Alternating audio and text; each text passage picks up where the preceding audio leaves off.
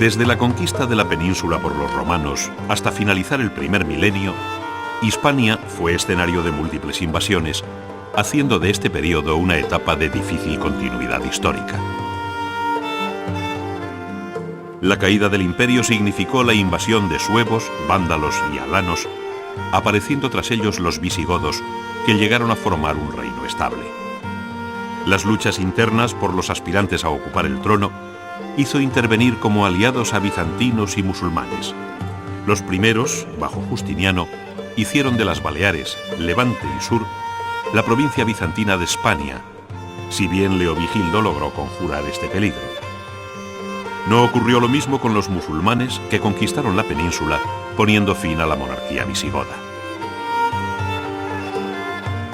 Al tiempo, se inició un foco de resistencia en Asturias, comenzando así la llamada Reconquista, que con capital en Cangas, Oviedo y León sucesivamente, fue avanzando hacia el sur. La presencia de Roma en la península ibérica, motivada por su rivalidad con los cartagineses en el Mediterráneo, se inició a finales del siglo III a.C., durante la Segunda Guerra Púnica. El desembarco de los Escipión en Ampurias y la toma de Cartagonova y Gades supuso el comienzo de la conquista culminada bajo Augusto, con el sometimiento de la zona cantábrica a fines del siglo I a.C. Anexionada la península bajo el nombre de Hispania, conoció diferentes divisiones administrativas durante el imperio, fundándose numerosas colonias y municipios. El alto grado de romanización de Hispania queda patente en el rico legado artístico, cultural y material que se desmembró con la caída del imperio. La presencia de los visigodos en Hispania data del siglo IV, tras firmar un pacto con el emperador Honorio, por el que se comprometían a expulsar a suevos, vándalos y alanos.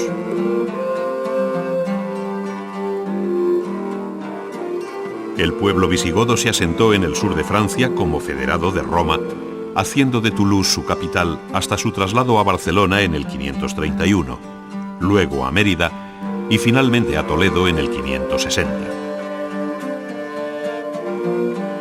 Los concilios allí celebrados, con efectos políticos, civiles y religiosos, sirvieron de crisol en el que se afirmó el nuevo estado visigodo, que tuvo su etapa áurea en la segunda mitad del siglo VI con Leovigildo y Recaredo.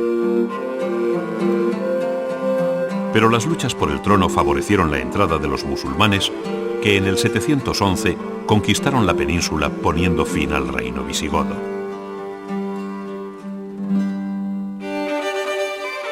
Cuando don Pelayo venció a los musulmanes en la batalla de Covadonga, nació la pequeña monarquía asturiana que tuvo su primera sede en Cangas de Onís, un reino minúsculo, asfixiado y al mismo tiempo protegido por las altas montañas de Asturias, que sin embargo sería el germen de la Reconquista.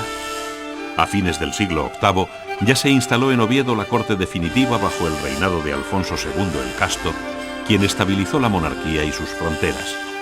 A partir de entonces, los monarcas tuvieron conciencia de ser los herederos legítimos del antiguo reino visigodo, derrotado por el Islam.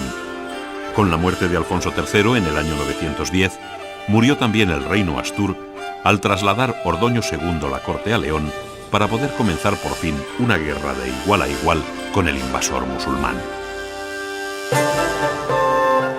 El término mozárabe, derivado probablemente del árabe mustarib, venía a definir a los cristianos no islamizados que vivían en territorio musulmán en grupos aislados, conservando el latín a pesar de hablar el árabe y con su propia administración municipal y judicial. El principal foco estuvo en Toledo, aunque existieron grupos mozárabes en todo el territorio conquistado. A partir del año 850, comenzaron las persecuciones religiosas contra ellos por su fanatismo martirial, produciéndose entonces la huida de gran parte de estos mozárabes hacia los territorios cristianos de repoblación, donde llevaron un nuevo bagaje cultural y artístico, heredado de Al-Ándalus, con el que supieron enriquecer el mundo cristiano.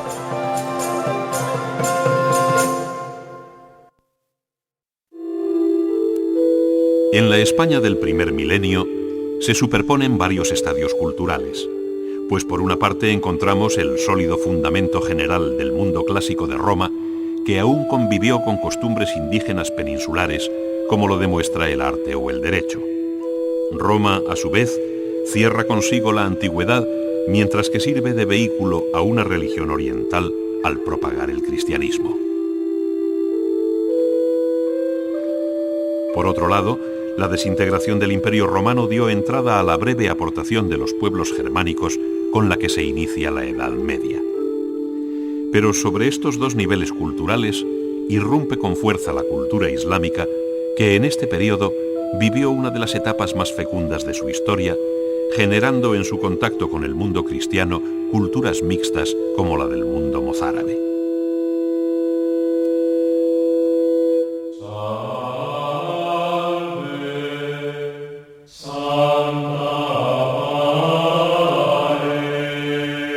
Roma no liquidó las religiones indígenas y de origen oriental introducidas por los pueblos colonizadores, llegándose a asimilar algunos dioses al panteón romano, como el célebre Hércules Gaditanus, que era el dios fenicio Melcar.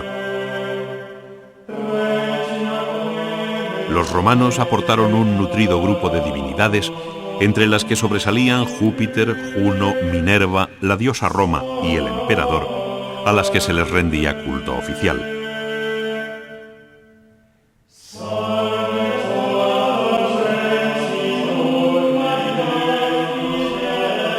La llegada del cristianismo, legendariamente a través de Santiago y de los 7 varones apostólicos, y con cierta probabilidad de San Pablo, puso en quiebra anteriores religiones politeístas, si bien hubo de hacer frente a las primeras herejías surgidas en su seno, como el arrianismo, del que los visigodos abjuraron en el Tercer Concilio de Toledo. La romanización trajo consigo un conjunto de leyes escritas que conocemos como derecho romano o ius romanorum, aplicada solo a quienes, viniendo de otro lugar del imperio, tenían la condición de ciudadano romano. Los demás se regían por el derecho indígena, basado en la costumbre, excepto para lo referente a los bienes, donde se aplicaba el ius lati o derecho latino. Cuando Caracalla otorgó en el 212 el derecho romano a todo el imperio, el derecho indígena tendió a desaparecer. Con la llegada de los pueblos germánicos se añadieron sus costumbres bajo forma escrita en el Código de Eurico, siendo la Lex Visigotorum, promulgada por Recesvinto en el 654, la recopilación legislativa más notable de la monarquía visigoda, que anuló anteriores compilaciones.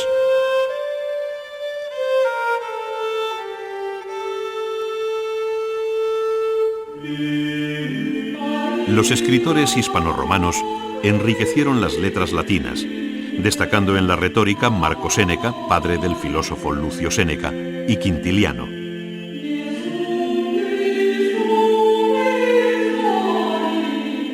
Los poemas de Lucano, las sátiras de Marcial, la geografía de Mela y los escritos agronómicos de Columela son también una importante contribución a la edad de plata de la literatura latina. A estos se suma el poeta Prudencio, quien a comienzos del siglo V vio la obra del Imperio Romano como instrumento divino para la propagación del cristianismo. En época visigoda encontramos la figura excepcional de Isidoro de Sevilla, autor de las célebres etimologías, cerrándose el primer milenio con el nacimiento de la lengua castellana en las glosas emilianenses de mediados del siglo X.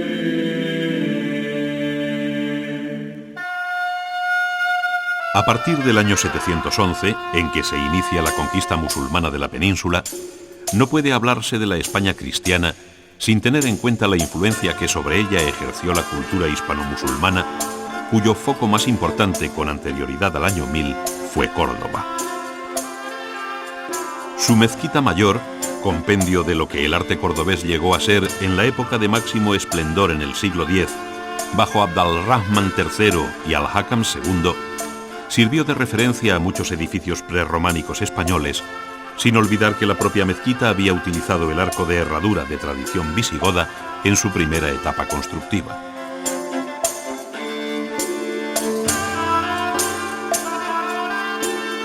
Las iglesias asturianas incorporaron arquitos de herradura bajo un alfiz y almenas de tradición siria, pero sería el arte mozárabe el que mejor evidencia esta deuda hacia Córdoba.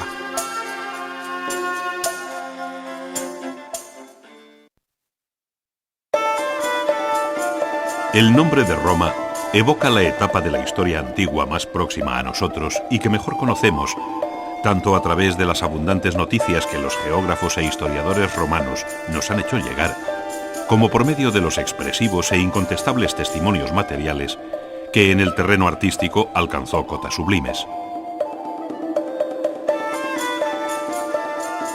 República e imperio señalan dos momentos en los que la conquista y romanización de los pueblos de la cuenca del Mediterráneo fue más allá de la simple colonización costera de los griegos con fines meramente comerciales. Roma, por el contrario, se adentró con fuerza en el que sería corazón de Europa, llegando hasta Inglaterra, mientras que el antiguo imperio de Alejandro Magno señalaba los límites de su expansión oriental. Todos estos contactos con distintos pueblos enriquecieron aún más la cultura romana, que tuvo mucho de ecléctica sin perder nunca su marcada personalidad.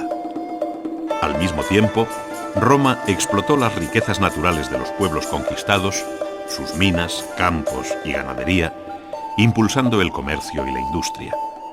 Para ello abrió nuevas rutas marítimas y trazó una tupida red viaria de comunicación terrestre. Sin embargo, tan vasto territorio y su compleja administración obligó al final del imperio a dividirlo en dos partes, con capital en Roma y Constantinopla. La lengua latina, el derecho y la religión romana se extendieron por aquel poderoso imperio que sin embargo sucumbió ante el empuje de los pueblos germánicos, poniendo fin a un período mítico de la historia de Occidente que después, en un intento de síntesis, quiso recuperar Carlomagno en el año 800 al ser coronado por el Papa como emperador.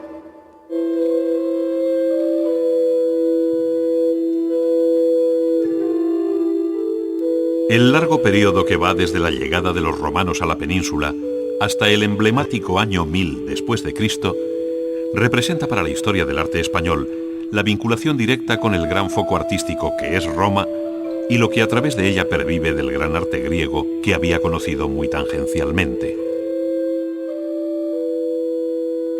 Esta relación, que renovó la producción artística indígena, se interrumpe bruscamente en el siglo V con la desintegración del Imperio Romano.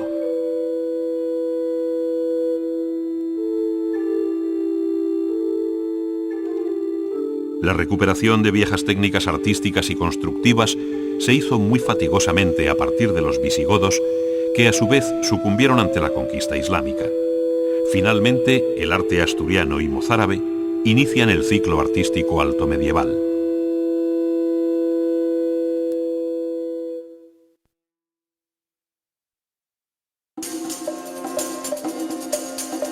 El arte romano representa el primer capítulo del arte español no indígena que participa de un carácter internacional como experiencia compartida con otros pueblos de la cuenca mediterránea dominados por Roma.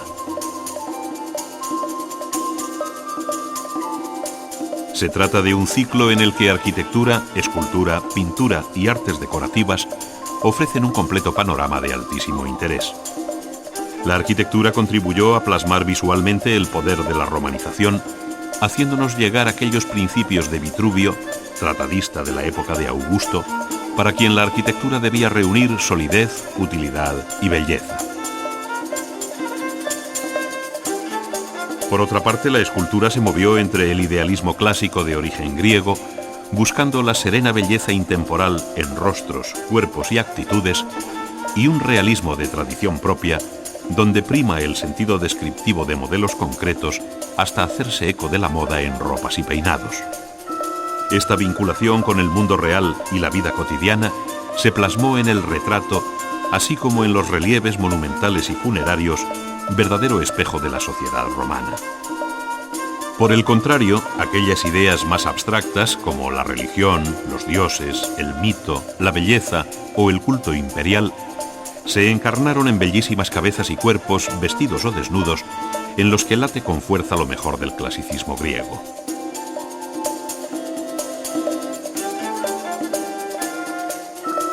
Finalmente, el carácter perecedero de la pintura nos ha privado de conjuntos importantes que hemos de medir por su reflejo en el mosaico, que dejando de ser mero elemento decorativo, alcanza en Roma el rango de arte mayor.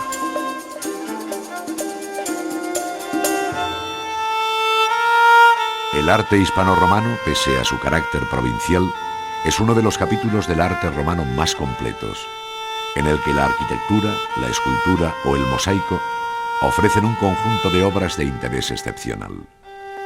No solo las grandes ciudades, sino las villas rurales, en su faceta culta, han proporcionado hallazgos de primer orden que se exhiben hoy en nuestros museos de Madrid, Barcelona, Tarragona, Sevilla y Mérida, entre otros.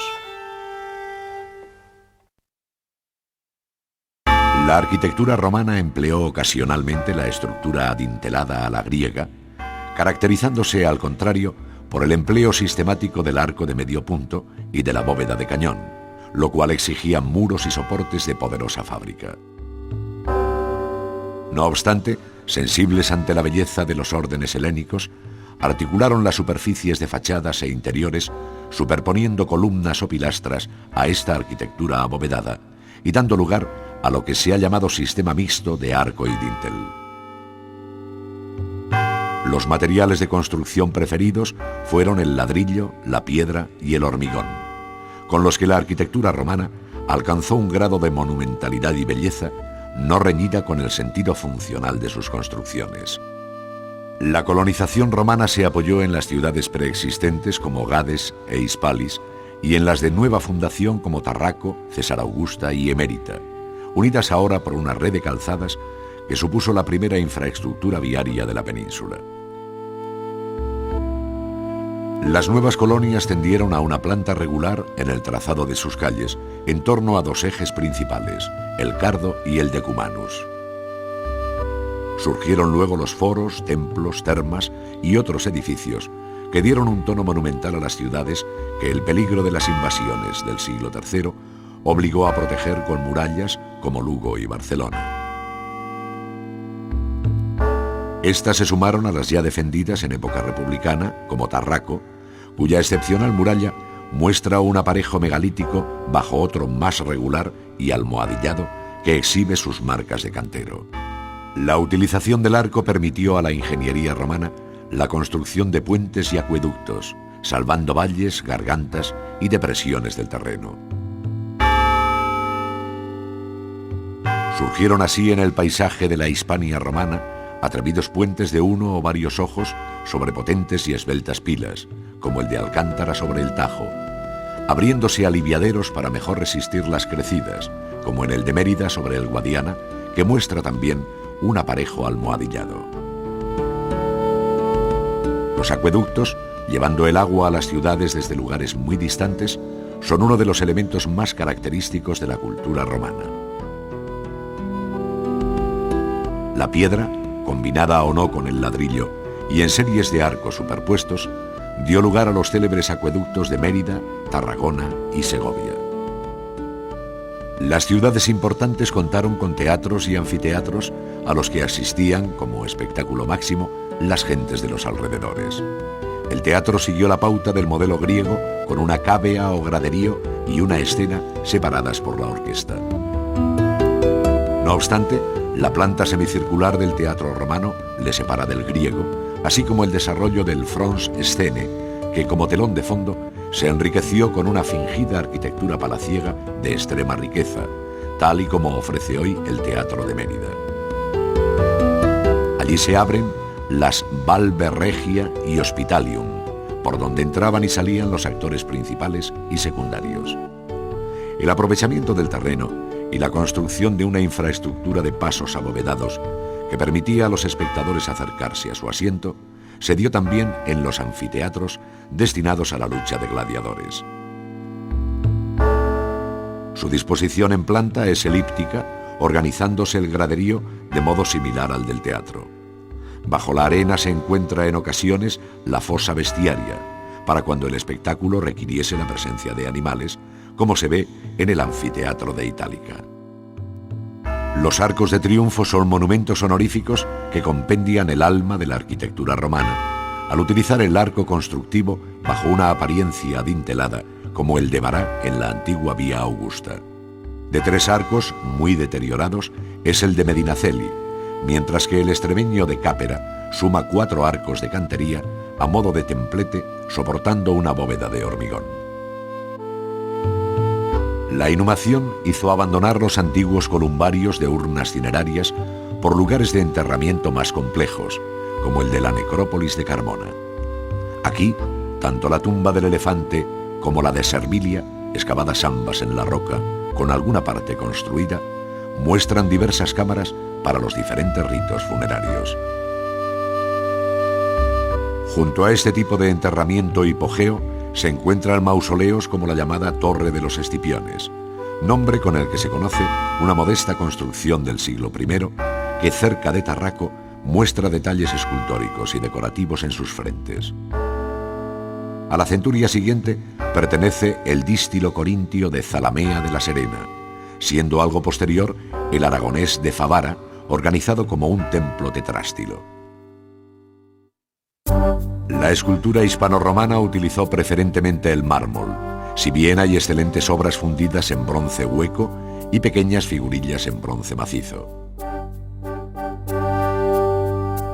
En general, son todas obras anónimas, no teniendo noticia de sus autores que, influidos por el arte griego, en unos casos pertenecieron a talleres indígenas y en otros, los más refinados, a obradores romanos de Italia, de donde se importaron muchas obras.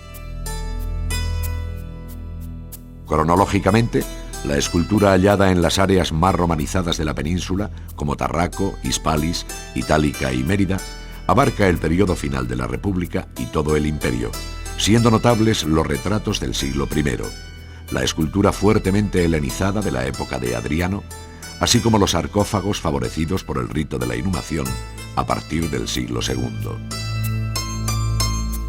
Desde el punto de vista técnico, hay que destacar el mórbido y suave modelado de los desnudos, que contrasta con los efectos pictóricos de luces y sombras que producen los pliegues de las ropas en los que se utilizó el trépano, no faltando la transparencia de la técnica de paños mojados de clara ascendencia ateniense. El retrato conoció una especial demanda entre el siglo I a.C. y el segundo después de Cristo. Durante este periodo, el retrato fue cambiando estilística y conceptualmente, pues si bajo la República se inclinó por una visión realista del modelo, marcando sobre el rostro los rasgos fisionómicos sin omitir surcos y arrugas, la época imperial reaccionó contra la hondura expresiva de aquellas cabezas republicanas. Así, con Augusto, se impuso un nuevo arquetipo ideal y ensoñador de extrema perfección, hasta que la moda de la barba y bigote o la incisión del iris y de las pupilas sobre el ojo fueron devolviendo al retrato un nuevo realismo, al tiempo que los retratos femeninos incorporaban las efímeras modas del peinado.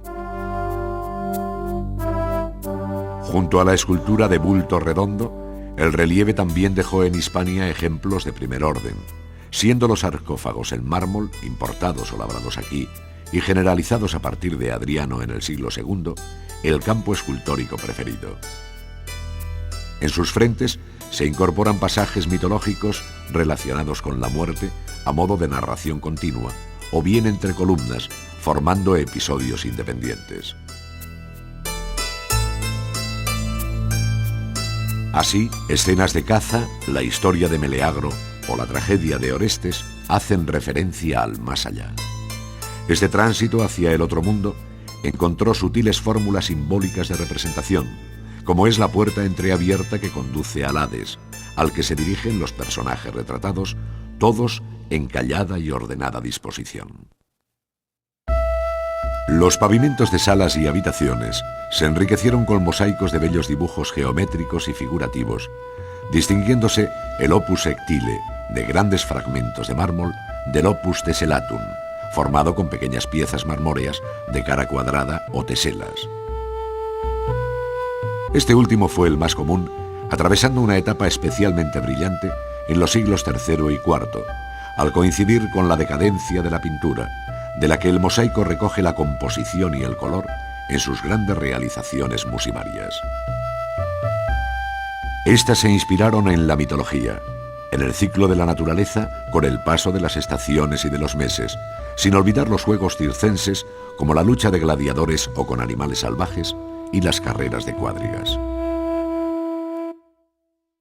Además del modesto ajuar y utillaje doméstico en barro, de formas vulgares sin pretensión artística, la cerámica romana, en su faceta más conocida, la llamada terra sigillata, incorporó pequeñas escenas y motivos decorativos, moldeados y estampillados en relieve antes de meter la pieza en el horno y recibir el engobe rojizo que le caracteriza. El vidrio soplado, en pequeñas piezas para ungüentos y bálsamos, o de mayor tamaño, en forma de platos, vasos, jarras y urnas, muestra su transparente coloración, que alcanza tonos verdes y azulados muy característicos. El bronce dio lugar a un sinfín de objetos, desde estatuillas hasta utensilios de cocina, mientras que en hueso se hicieron pequeños juguetes, como las conocidas muñecas articuladas. El primer arte cristiano, después del Edicto de Milán en el año 313, surgió dentro de la tradición artística romana, por lo que sus diferencias estriban en el significado de las obras más que en el estilo de las mismas.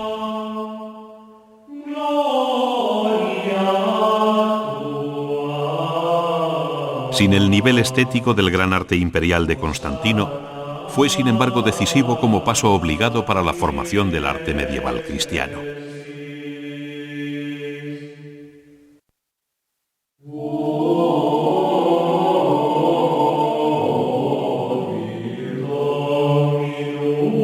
Las mejores manifestaciones del arte paleocristiano de los siglos IV y V tienen carácter funerario, siendo las necrópolis, como la de Tarragona, los lugares que han dado mayor número de obras. Entre estas destacan por su interés los sarcófagos, cuya mayor novedad reside en la formación de la nueva iconografía cristiana, que sobre modelos romanos alcanzará un nuevo sentido trascendente.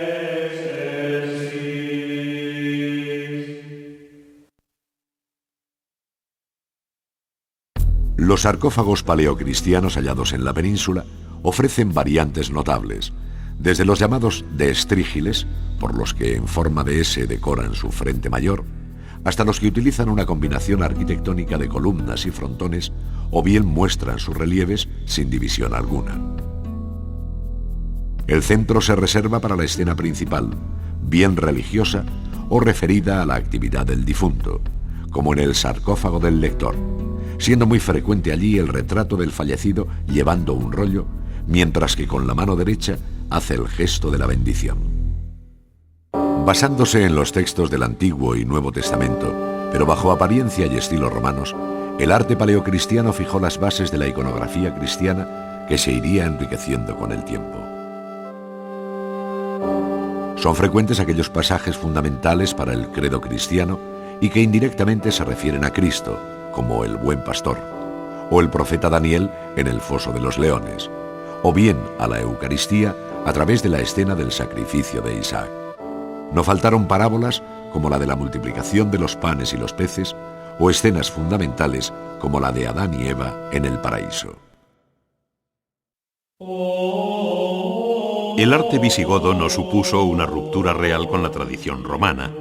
Muy al contrario, los muros de sillares bien escuadrados, el deseo de abovedar sus edificios y el empleo de columnas con capitel tardorromano muestran la capacidad de asimilación de los visigodos, que no solo hicieron suyo el derecho romano o la religión cristiana, sino también el arte.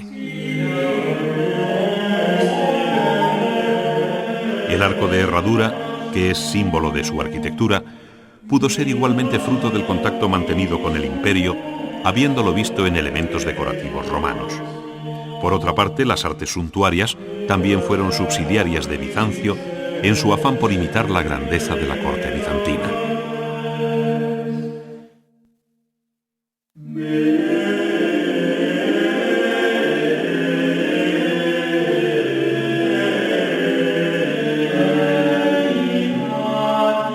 El arte visigodo marca un periodo de transición entre el mundo paleocristiano y el primer arte medieval, participando de uno y de otro y esforzándose por reiniciar una tradición artística del todo perdida. Sus modestas pero interesantes iglesias, sus relieves y los primorosos objetos litúrgicos hallados permiten valorar el grado de originalidad de este ciclo artístico.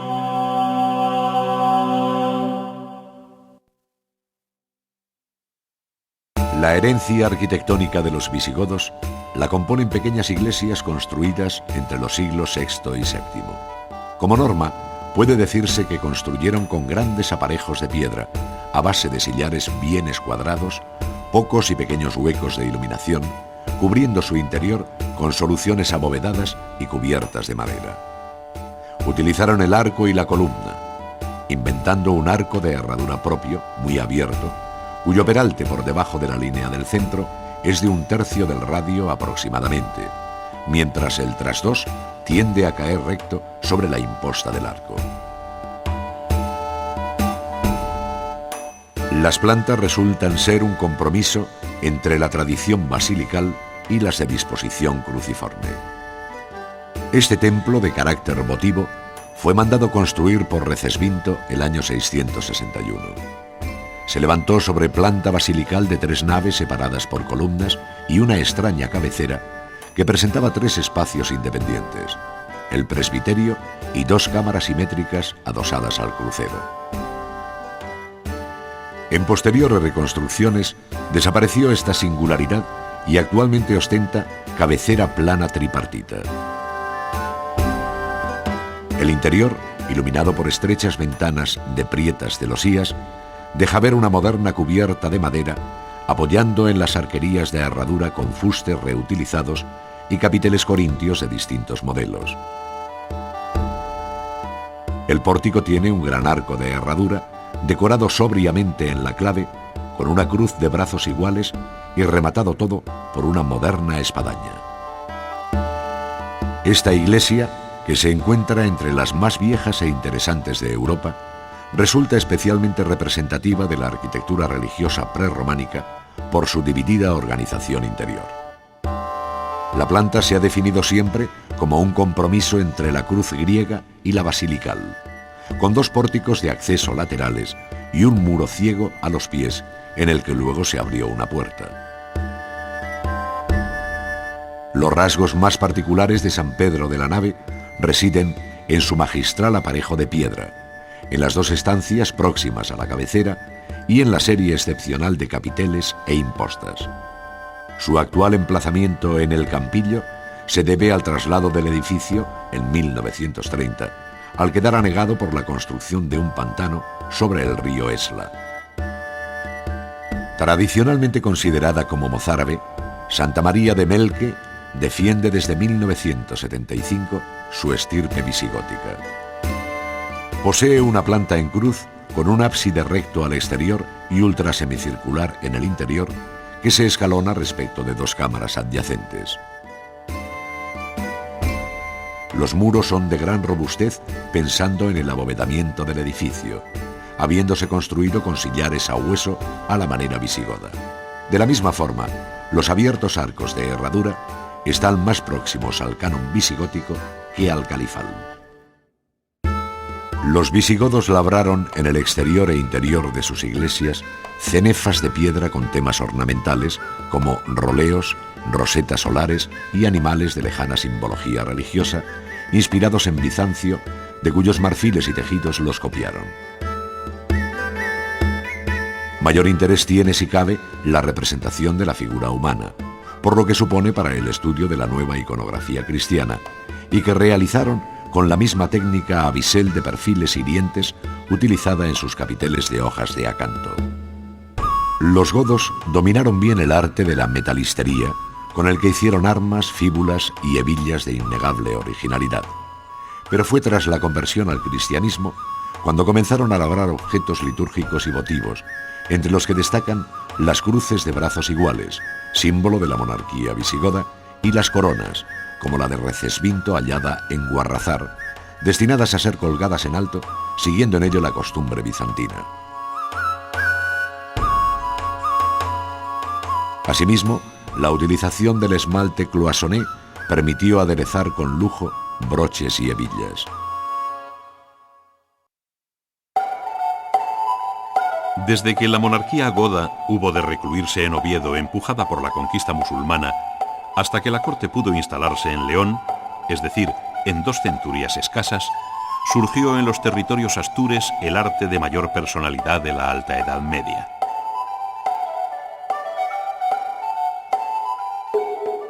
En aquellos años se levantaron pequeñas iglesias, se construyeron conjuntos palaciegos de los que han sobrevivido templos y capillas palatinas, siendo excepcional la de Santa María del Naranco, que fue primero el aula regia de un palacio para consagrarse posteriormente al culto.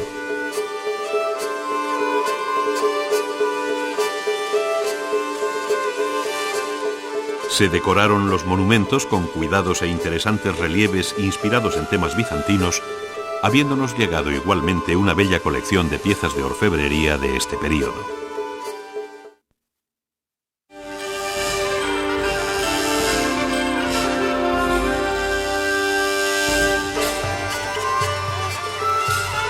El arte asturiano fue en parte heredero del visigodo, ya que la monarquía astur intentó reconstruir la estructura visigoda desmantelada por el Islam.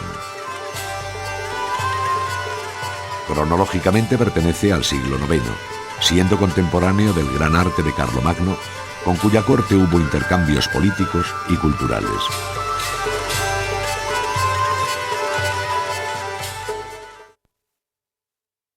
La arquitectura asturiana, llamada así por jovellanos, al coincidir su geografía con los límites de la provincia y actual Principado de Asturias, se fecha entre los años 790 y 910 y representa una de las facetas más importantes del prerrománico europeo. Sus iglesias se levantaron sobre planta basilical con testero plano y pórtico a los pies. Son construcciones de sillarejo que llevan contrafuertes y esquinales de sillería para mejor equilibrar el empuje de sus bóvedas. Utilizó igualmente el arco de medio punto, que se despiezó con un dovelaje de ladrillo, convirtiéndose bajo el reinado de Ramiro I en un elegante arco peraltado de dovelas de piedra, presentando en ocasiones la peculiaridad de tener tallada la clave en forma de T. Santullano, como se conoce comúnmente esta iglesia, es la capilla del desaparecido palacio construido por Alfonso II entre el 826 y el 838. Su planta es basilical, de 3 naves cubiertas de madera y separadas por pilares, a las que se abre, tras un marcado arco de triunfo, un gran crucero más alto y más ancho que la propia nave mayor. A este crucero se abre la cabecera, tripartita y recta, que se cubre con bóvedas de cañón. El espacio, que es bastante luminoso, conserva restos importantes de pintura mural al fresco de claro origen tardorromano.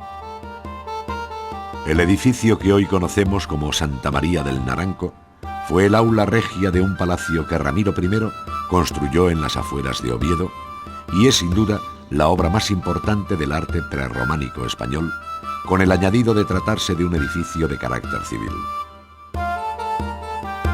Se levantó sobre planta rectangular en 2 pisos, cubiertos ambos por bóvedas fajadas. Una, potente y ciega, en el piso bajo, y otra, muy sabia, en el piso superior, que fue construida con material ligero y reforzada con contrafuertes exteriores. En los 2 lados cortos, 2 impresionantes miradores flanquean esta hermosa sala real, siendo muy rica la decoración de fustes, capiteles y enjutas. Bajo las tribunas, sendos habitáculos donde perviven las huellas de lo que fue un baño real. Cerca de Santa María está la iglesia palatina de San Miguel de Lillo, de la que resta tan solo el pórtico con la tribuna real y el primer tramo de la nave. Sus restos dan idea de su pasado esplendor, contando con una importante decoración escultórica y pictórica, de las que aún quedan fragmentos notables. En Pola de Lena, sobre un suave cerro y abierta a los 4 puntos cardinales, se levanta la pequeña iglesia de Santa Cristina, que ha sido tradicionalmente considerada de la etapa ramirense por la decoración escultórica de sus elementos arquitectónicos. Iglesia de las 1000 esquinas se la ha llamado por el curioso diseño de su planta, en la que los contrafuertes se distribuyen de una forma tan regular como innecesaria. Consta de un espacio único y rectangular al que se suman el ábside con el altar y 3 pórticos de forma rigurosamente simétrica. En el interior, y bajo una bóveda de cañón construida en el siglo XIX, todavía puede verse el interesante iconostasis formado por una arquería del siglo X que cobija un interesante cancel visigodo. Esta iglesia, mandada construir por Alfonso III el Magno a fines del siglo IX, es conocida como el Conventín por su reducido tamaño en relación con la gran fundación que más tarde surgiría a su vera. En planta recuerda a Santullano por los pilares de sección cuadrada y a Lillo por el pórtico. Sin embargo, el Conventín tiene su propia personalidad, cubriendo sus 3 naves con bóveda de cañón y adosando a la del sur un pórtico para enterramientos, mientras el arco de herradura, el alfiz y la almena siria delatan la presencia temprana de maestros mozárabes que intervinieron aquí. La tribuna real, a los pies, parece apoyar la tesis de su función como capilla palatina.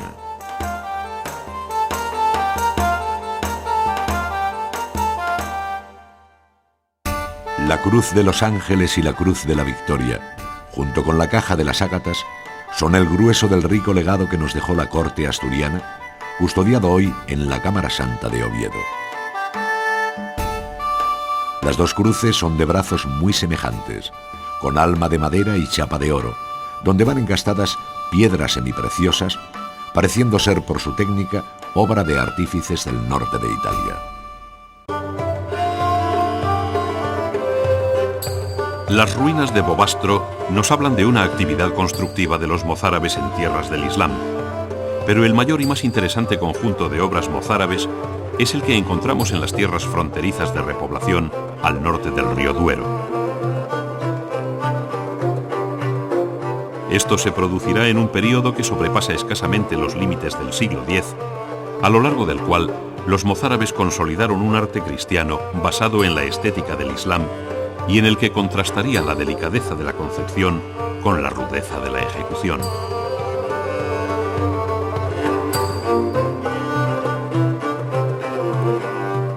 La influencia islámica se hizo notar también en los temas decorativos de marfiles y orfebrería, y muy especialmente en las miniaturas, dejándonos en herencia códices de una gran belleza.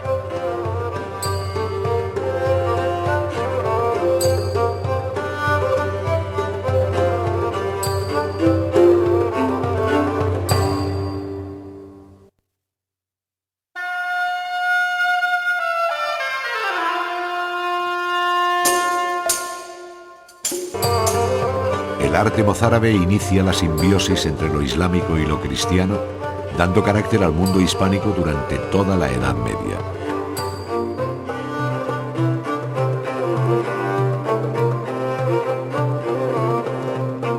Este mozarabismo demostró que la influencia del Islam ni estuvo circunscrito a sus fronteras ni terminó con su expulsión, y que si bien es ajeno al resto de la Europa cristiana, resulta esencial para el arte español.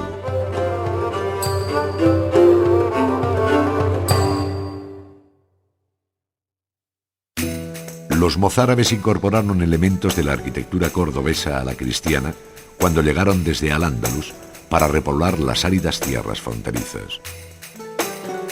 Sus iglesias se levantaron en lugares agrestes y apartados de acuerdo con programas diversos, desde la planta basilical cono sin crucero hasta las caprichosas plantas de espacio único.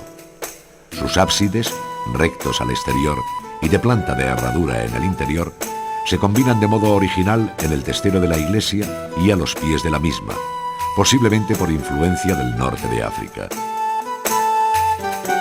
Sus arcos y bóvedas tienen el perfil y proporción del arco de herradura califal, aprendido en Córdoba, de donde llega también el alfiz. Fue construida junto a la cueva habitada por este eremita a principios del siglo XI, y a pesar de la sencillez de sus volúmenes, posee una compleja distribución espacial interior dominada por el gran pilar central, que genera una bóveda de palmera, cubriendo un único espacio al que se añade la cabecera plana. A los pies se alza una tribuna sobre una serie de arquerías con tramos abovedados a la manera de las pequeñas mezquitas, vaciándose en la parte alta del pilar central una pequeña cámara de difícil acceso. La iglesia estuvo pintada al fresco con escenas de caza y posteriormente con pasajes evangélicos de época románica, hoy en el Museo del Prado y en el de los claustros de Nueva York. Construida por gentes llegadas de Córdoba, se consagró en el 913, siendo su planta basilical de 3 naves cubiertas con una armadura de madera y 3 ábsides abovedados sobre planta interior ultrasemicircular. Un iconostasis con 3 arcos de herradura que recuerda la maxura de las mezquitas califales, corta la nave mayor, preludiando el espacio sagrado del altar y ayudando a la escenografía lumínica, que parece responder al mismo planteamiento Lux Dei de los templos visigóticos y asturianos. Exteriormente, la iglesia posee un atrio abierto en el muro sur, cuya arquería responde a un ritmo y proporción de inequívoco recuerdo cordobés, siendo un importante precedente de las iglesias románicas con pórticos laterales.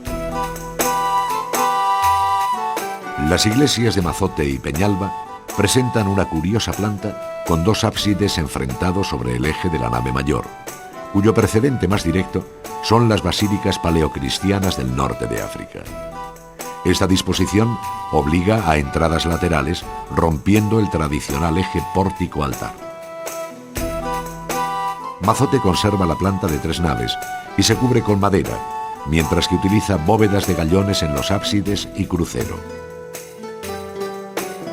Peñalba prefirió la nave única, si bien marcando 2 tramos claramente separados por un gran arco. Ambos templos consiguen un interior con marcados contrastes lumínicos, de honda raigambre musulmana, y un exterior de volúmenes yuxtapuestos a diferentes alturas, propios también de la estética del Islam. Los más famosos códices miniados españoles son los comentarios al Apocalipsis del Beato de Liébana, un monje que lo redactó en el año 776.